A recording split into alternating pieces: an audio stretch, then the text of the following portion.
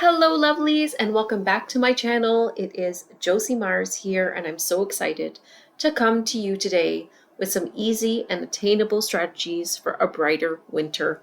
If you don't know me already, my name is Josie Myers, and I'm an author, makeup artist, and Reiki master.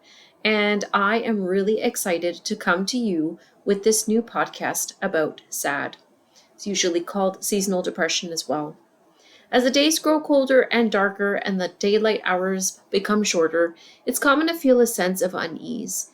In my own life, I have battled with seasonal depression for many years, and if you're anything like me, this time of year might make you a bit nervous as the winter season can affect our mood and our mental state. I want you to know that you're not alone in experiencing what's commonly known as the winter blues. I'm not a stranger to seasonal depression. Over time, I've worked hard to manage and cope with seasonal depression, and I've gathered a wealth of tips and strategies through my own personal experiences, along with guidance from therapists and doctors. I'm excited to share some of these things that I believe can truly help you if you're dealing with seasonal depression. The first one I love to always talk about is creating a morning routine. The key to doing that is to make sure that you genuinely look forward to it. It's crucial to set aside time each morning for yourself, even if it's just 30 minutes. I know that if you are a busy person, you have children, you have a demanding job, or maybe you just have your own things that you're dealing with that are too tough. I know that that can ask like a lot, but it's really important that you are putting things in your morning routine that allow you to engage in activities that you genuinely enjoy. So, making a cup of tea or watching the sunrise, even just waking up and doing some stretching, start with a daily water, just something that's going to get you out of bed and makes you feel like you're accomplishing something. It doesn't have to be huge. The next thing that I have really found a lot of value in is essential oils. Essential oils stimulate your limbic system, the part of your brain contributing to emotions, behavior, sense of smell, and long term memory. In our book, Freeing the Butterfly, we tackle how to get unstuck in the first chapter. We suggest using essential oils like frankincense and anything citrus. We suggest diffusing the oils, but if you want to put them directly on your skin, make sure you're diluting them in something like carrier oil or coconut oil. Another thing that I have really focused on is eating whole foods and reducing processed foods. Those are two things that are really, really important. We know that nutrition plays a significant role in your mental well being, and consuming whole, nutritious foods that positively impact your mood, energy levels, and overall health. Now, for this winter, what is going to look different in my own routine is the fact that I'm fasting. I have been doing a fasting protocol for the last 2 months, and I've been very successful with it. For my longer fasts, I usually don't eat food, but the crucial thing for doing a morning routine when fasting, in my experience, is always starting with a glass of water. Now, some people, depending on who you talk to, say you shouldn't take any supplements or anything while fasting.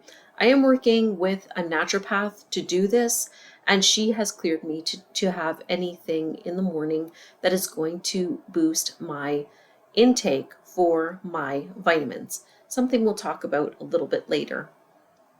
So, it's really important that anything that you're doing is always working for you.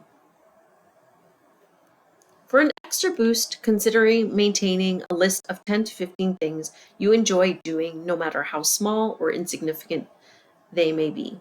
This list can serve as a resource when you're feeling down, helping you choose an activity that can brighten your day. It's all about finding the beauty in the small things in life. The next thing that I'm going to talk about, a lot of people may not think of, but embracing coziness and creating a comfortable environment that makes you feel warm and content. It's really important that when you're going through a hard time with your mental health, that you are doing things that allow you to feel comfortable and cozy. My favorite ways is having a cozy blanket, lighting some candles, or twinkling lights. I have a couple of cats, so consider me a cat lady, but I really love to pet them and spend time with them. They love their belly rubs, so that's something that makes me really happy. Another thing that I love doing is having coffee in my favorite mug. I have a whole board of Disney mugs. I am a Disney mama all the way. So I love to pick a different cup every day. That kind of thing makes me feel content and warm and cozy and comfortable in my own space. And that really allows my mind to take a little bit of a different mindset when I am not feeling 100%. The next thing is a really big one that I think can benefit anybody. Consider therapy or seeking guidance from a mental health professional. I think it's a crucial step to understanding more about what you're going through, talking to somebody about what you're feeling, so that they can give you tools to support you and try to navigate your seasonal depression. A lot of times I find that there's a lot of underlying issues that are going on also. So it's nice to have therapy in order to get down to the nitty gritty of the things that are really bothering you. There are so many ways to get therapy these days.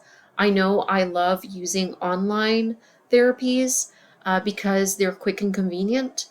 Sometimes we don't have the time to go and physically see someone. So I think that it's really important that when you're looking for therapy, that you pick something that you think is going to work for you. If you are not really that person that likes to sit and talk to somebody face to face, I know that there are telephone conversations, there's text conversations now, so you literally don't even have to see the person that's helping you. And if that's what is going to help you, do that. If money is an issue and you feel like you can't afford it, there are a lot of online subsidies that you can get if you can't afford therapy. Also, there are a lot of places that do free therapy. So if you look in your local area, you'll probably be able to find different therapies that are free or really affordable. Another thing you can do is find different holistic ways like Reiki. I happen to be a Reiki master. I help women to balance their energy as well as open it up. And Reiki can be used at a therapeutic level if it is something that you want to delve into. I know in my life, I have done a lot of energy work and it has been very successful for me. And I really was kind of at a point where I didn't want to go and get medication for what I was going through because I felt like I could navigate it on my own. And that worked for me. If you feel like you're like me, go ahead and try something like Reiki. You may be able to get the benefits out of it that really help you feel better.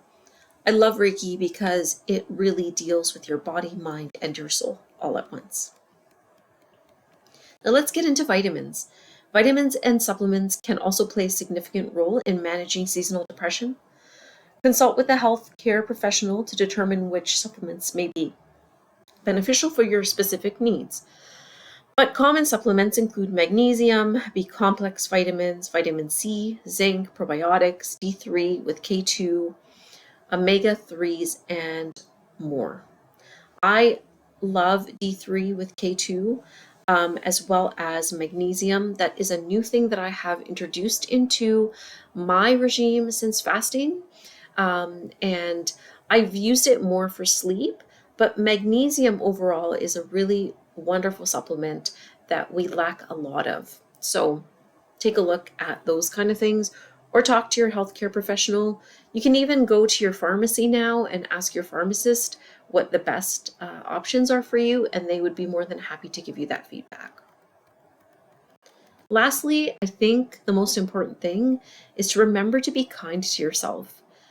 Seasonal depression can be challenging, and it's essential to treat yourself with compassion and understanding. Don't be too hard on yourself if you have low energy days or moments when you struggle. It's all part of the journey towards mental health. You're not alone in dealing with seasonal depression, and there are resources and people who care about your well being. Reach out to friends, family, or support groups to help you get through difficult moments. Remember that you deserve happiness and peace even during the winter months. Seasonal depression is a common challenge, but with the right strategies and support, you can effectively manage and improve your mental well being during the winter months. Incorporate these tips into your life and remember that you have the strength to navigate this season and emerge stronger on the other side. I want to know which tip you might use. Please put it down below. I would love to hear from you. If you have some suggestions that I have not put in here that have helped you cope with seasonal depression, I would love for you to put it down in my comments, because the people that come in to watch this or listen to this can probably benefit from anything that you have tried that might work. I wish you all the best on your journey to better mental health, and I'm sending you positive vibes and warm thoughts to help you get through the winter blues. Thank you so much for spending the time with me again. I hope that you have been enjoying this podcast. If you have any feedback, please make sure that you are reaching out to me. I would love to hear what you think. I hope that you have a wonderful week, and we'll see you next time. Always remember to always be kind, because we don't know what people are going through. Talk soon. Ciao.